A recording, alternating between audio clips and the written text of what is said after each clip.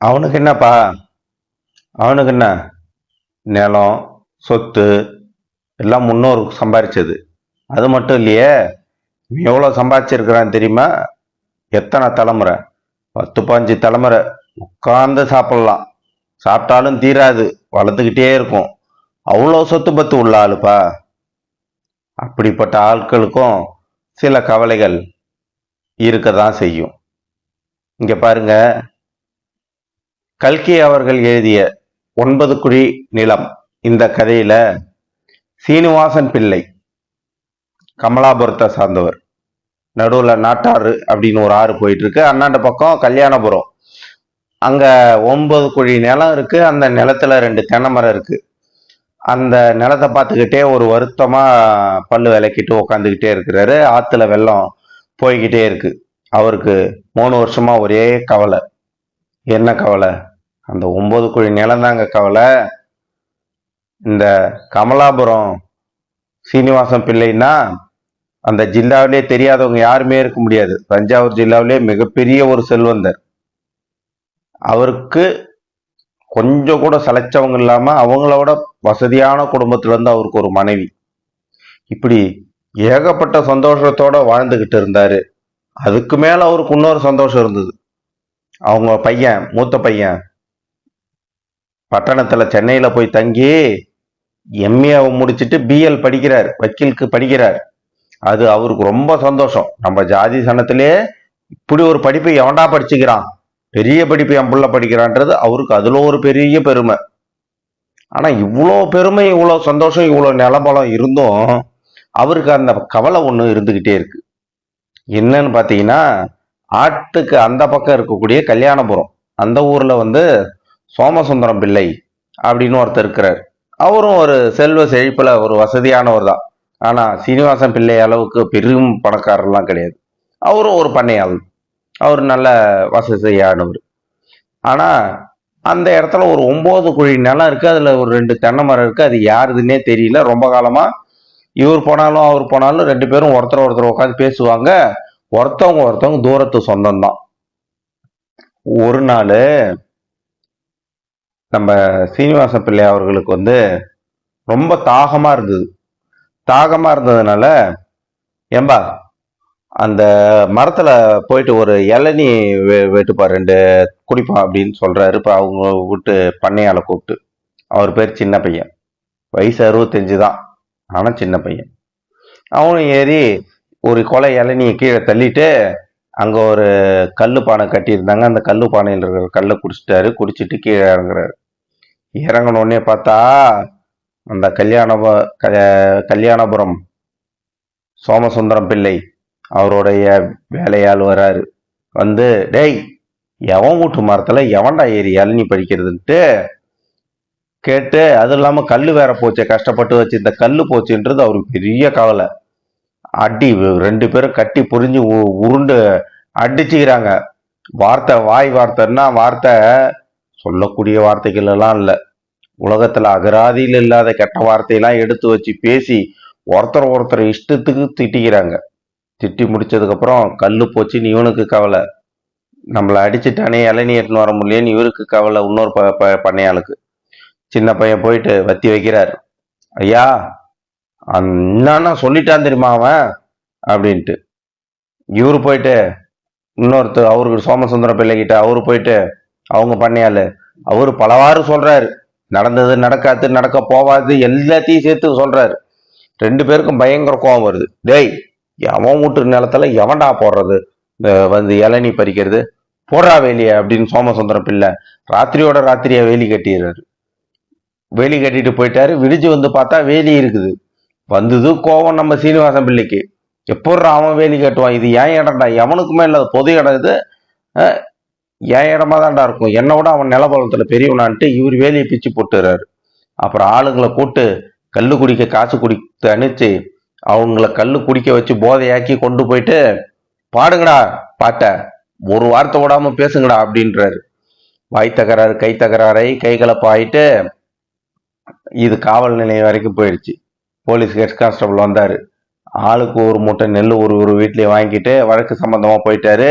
வழக்கு நடந்து 2 பேரும் பார்த்தீங்கன்னா 2 தரப்புலையும் சேர்ந்த 5 பேருக்கு வந்து 1 மாத கடுங்காவல் தண்டனையும் ஆளுக்கு 50 ரூபாய் அபராதமும் அந்தந்த பண்ணையார்களே அபராத தொகையும் கட்டினாங்க.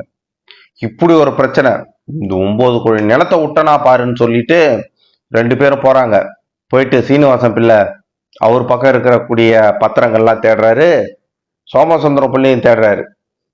வழக்கா போயிட்டு சீனிவாசன் பிள்ளை தஞ்சாவூர்ல இருக்கிற கோர்ட்ல வழக்கு தொடர்றாரு. வழக்கு தொடர்ந்தா வழக்கு நடைபெறுது. பெரிய வக்கீலா வைக்கிறாரு. வச்சு வழக்க வாதாடுறாரு.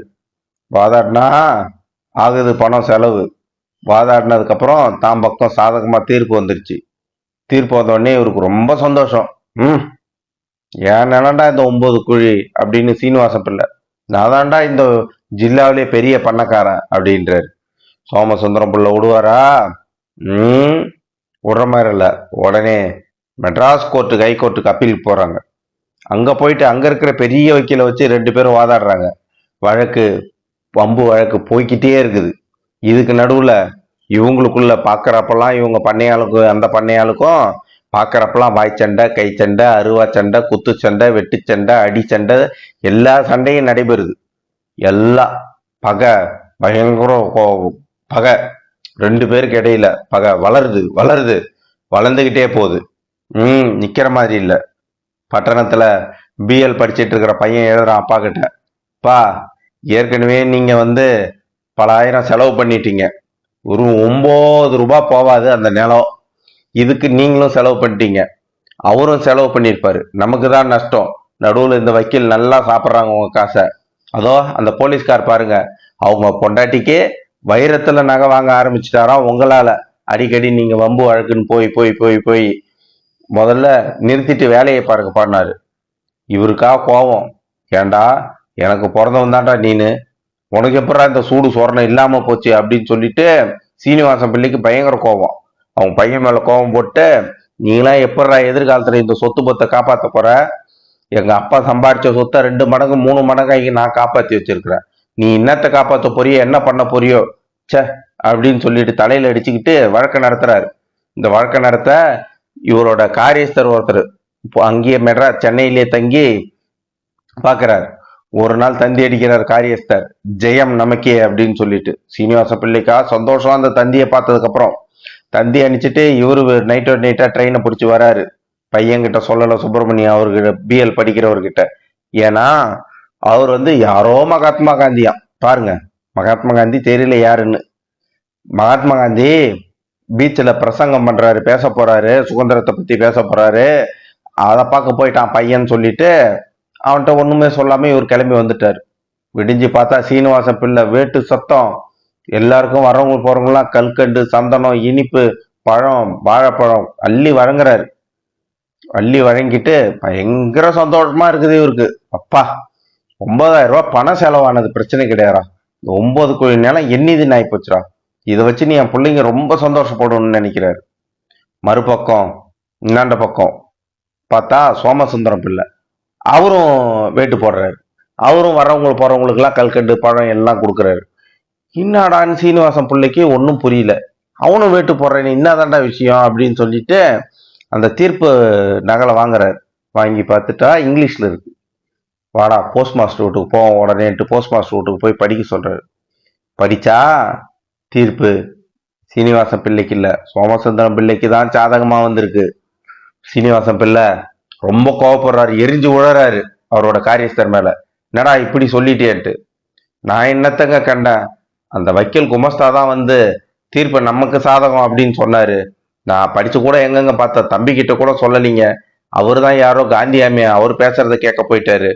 அதனால நான் சொல்லிக்காம உடனே ட்ரெயினை பிடிச்சிட்டு உங்களுக்கு ஒரு தந்தி அடிச்சுட்டு ட்ரெயினை பிடிச்சிட்டு வந்துட்டேங்க, எனக்கு நாங்க தெரியும் அப்படின்றான். அவன் வாங்கின திட்டு அன்னைக்கு இருக்குதே, சொல்லணும்னா திட்டு. எரிஞ்சு உழறாரு சீனிவாசன் பிள்ளை எல்லாரு மேலேயும். சோமசுந்தர பிள்ளைக்கா பயங்கர சந்தோஷம். இப்ப புரியுதாங்க இந்த 9 குழி நிலத்தால என்ன கவலை வந்ததுன்ட்டு. இந்த கவலையோட இவர் உட்காந்துக்கிட்டு அந்த ஆத்துல போற வெள்ளத்தை பார்த்துக்கிட்டு அடிச்சுக்கிட்டு போச்சே எல்லான்ட்டு உட்காந்துட்டு இருக்காரு. இந்த சோகத்துக்கு மேல இன்னொரு சோகம், பையன் பரீட்சையில எழுதாம பாதியிலே வந்துட்டான். வந்துட்டு என்ன சொல்றான், காந்தியினுடைய பேச்சை கேட்டதுக்கு அப்புறம் எனக்கு வேற ஒரு உணர்வு வந்துச்சு, கோர்ட்டு வக்கீல் வழம்பு வழக்குன்னு போகக்கூடாது அப்படின்றான். உடனே இவர் நினைக்கிறாரு, ஏண்டா நான் தான் 9,000 ரூபாயை வழக்கில் தொலைச்சிட்டேன், நீ இந்த மாதிரி எத்தனை 9,000 சம்பாதிப்ப எத்தனை பேர்கிட்ட நான் நினைச்சுன்னு இருந்தா இந்த வக்கீல் வேலை வேணான்ட்டு வந்துட்டியாடா இப்படி பாதியிலேயே. நம்ம சாதி சனத்துல எவன்டா இவ்வளோ படிச்சு இருக்கிறான், நீயாவது படிக்க கூடாதாடா அப்படின்னாரு. ஐயோ அந்த பையன் இல்லப்பா, நம்ம குடும்பமே ஒரு உதாரணம், சாதாரண 9 ரூபா நிலம் போராது, இதுக்கு 9,000 ரூபாய் வக்கீல் பீஸு, போவ செலவு வர செலவு தங்கின செலவு சாப்பிட்ட செலவு 5,000 16,000 அழுதுட்டீங்க. வெறும் 9 ரூபாய் நிலம் யார் சாப்பிட்ட பாடு? இதே மாதிரி அவருக்கும் செலவாயிருக்கும், அவரும் நம்ம ஒரு வகையில சொந்தக்காரு தான். யார் சாப்பிட்ட பாடு? இந்த மாதிரிலாம் வம்பு வழக்குன்னு போயிட்டா இந்த பணம்லாம் எங்க போகுது? வெளிநாட்டுக்கு போய் வெள்ளைக்காரன் கொழிக்கிறான் வெள்ளைக்காரன். இதைதான் காந்தி எடுத்து சொன்னார், நம்ம பணம் எப்படி வெள்ளைக்காரனுக்குலாம் போகுதுன்ட்டு. அதனால நம்ம பணம் நம்ம கிட்டே இருக்கட்டும். எனக்கு தெரிஞ்ச நாள் இந்த படிச்சதை வச்சு வம்பு வழக்குல மக்கள் அதிகமா செலவு பண்ணாம இருக்கிறதுக்கு நாம நல்லது பண்ணிட்டு போவோமேன்னு சொல்லிட்டு சுப்பிரமணியம் அவங்க அப்பாவுக்கு அறிவுரை சொல்றோம். இதையும் கேட்டுக்கிட்டு இது ஒரு மனக்கவலை, என்னடா பையன் வேற படிப்பை பாதியில விட்டுட்டானேன்னு. இந்த நேரத்துல ஆத்துல ஒரு பொண்ணு அடிச்சுட்டு போயிட்டே இருக்கு. திடீர்னு பார்த்தா யாருன்னு பார்த்தா சோமசுந்தரம் பிள்ளையோட பொண்ணு அடிச்சுன்னு போகுது. போட்டோண்டா, அவனுக்கு இருக்கிறது ஒரே பொண்ணு தான், போட்டோம். இது போயிட்டு சேர்ந்ததுன்னா அவன் கொட்டை அடங்குள்ள நினைச்சுக்கிட்டே இருக்கும்போதே மனுஷதாங்க, ஒரு உயிர் போதே போனா வருமா? வராதுங்க. உடனே தண்ணியில குதிச்சு நீச்சல் அடிச்சு காப்பாத்தி கரைக்கு சேர்க்கிறாரு. கரை சேர்த்து கொண்டு வீட்டுக்கு தூக்கிட்டு போய் போட்டா என்ன பண்றதுன்னு தெரியல, பொண்ணு ஜில்லிட்டு போகுது உடம்புலாம். அவங்க பையன் சுப்பிரமணியம் காலேஜில் படிக்கும்போது சாரணர் படையில இருந்ததுனால முதலுதவி சிகிச்சைலாம் தெரிஞ்சதுனால முதலுதவி செஞ்சு காப்பாற்றலாம் அந்த நிலா போல அழகா இருக்கிற பொண்ணை. காப்பாற்றினதுக்கு அப்புறம் சோமசுந்தரம் வீட்டுல தகவல் போய் சேருது, பொண்ணு ஆத்துல அடிச்சுக்கிட்டு போச்சு குளிக்கும்போது வெள்ளத்துலன்ட்டு. சோமசுந்தரமும் அவங்க மனைவியும் வாயினி வயிற்றுல அடிச்சுக்கிட்டு ஓடுறாங்க ஆத்தங்கரையை நோக்கி. அதுக்குள்ள சீனிவாசன் பிள்ளை வீட்டு ஆளுங்க போயிட்டு, ஐயா உங்க பொண்ணை காப்பாத்தி பெரிய பண்ணை வீட்டுல இருக்கிறாருங்க, நடுப்பண்ண ஐயான்றாரு. அவர் நடுப்பண்ண, இவரோட கொஞ்சம் பண்ணையில கம்மி தானே. ஐயோ அப்படின்னு சொல்லிட்டு இவர் ஓடுறாரு. ஓடி போய் பார்த்தா இப்ப சீனிவாசன் பிள்ளை சோமசுந்தரம் பிள்ளை ஒருத்தர் பார்த்துக்கிறாங்க. அவர் ரொம்ப நன்றி சொல்றாரு. அன்னைக்கு தட்டப்புடலா விருந்து நடக்குது வீட்டுல, எல்லாம் ஒன்னா சாப்பிட்றாங்க. அதுக்கப்புறம் அவங்க சம்மந்திங்களாம் ஆனாங்க. இதெல்லாம் நாம சொல்லவா வேணும்? பாருங்க, வெறும் 9 குழி நிலம், 9 குழி நிலத்தினுடைய விலை வெறும் 9 ரூபாய். இவருக்கு நஷ்டமானது 16,000 ரூபாய், அவருக்கும் கிட்டத்தட்ட அதே மாதிரி தான். கடைசியில 2 பேரும் சமாதானமா போயிட்டாங்க. வம்பு வழக்கு யார் தின்ன பாடு இந்த காசை? 9 குழி நிலம் 9 ரூபாய் தான். விட்ட பணம் 30,000 ரூபாய்க்கு மேல 2 பேரும் சேர்ந்து. தெரிஞ்சுக்குங்க, அவசரப்படக்கூடாது. ஆத்திரம் அறிவை அழிச்சிடும். எவ்வளவு அருமையான ஒரு கதை எழுதியிருக்கிறார் திரு கல்கி அவர்கள். மீண்டும் ஒரு நல்ல கதையுடன் சந்திப்போம். நன்றி, வணக்கம்.